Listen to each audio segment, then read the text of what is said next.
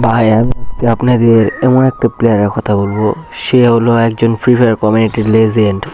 আর তার নাম হলো জেবি চিতা। সে হলো নাইম আলমের স্কটম্যান। আর সে মানে ফ্রি ফায়ারটাকে কতটা ভালোবাসলে, কতটা পরিমাণ ভালোবাসলে সে নিজে ফুসফুসে পানি জমে গেছে, কিন্তু তবুও সে মানে হসপিটাল থেকে পালায়া সে একটি হোটেলে গিয়া তার স্কোয়াডের সাথে টুর্নামেন্টই খেলে। আর সেই টুর্নামেন্টে সে টপ 2ও করে।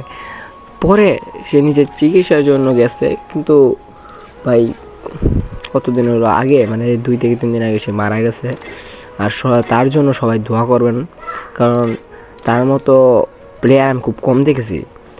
আর সে সত্যি বলতে ফ্রি ফায়ারটাকে অনেকটা ভালোবাসতো।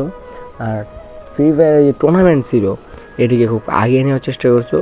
আর ভাই তোমরা পারলে সবাই ওর জন্য দোয়া করবে এবং এই টুর্নামেন্টটাকে খুব আগিয়ে নেওয়ার চেষ্টা করবে। ধন্যবাদ।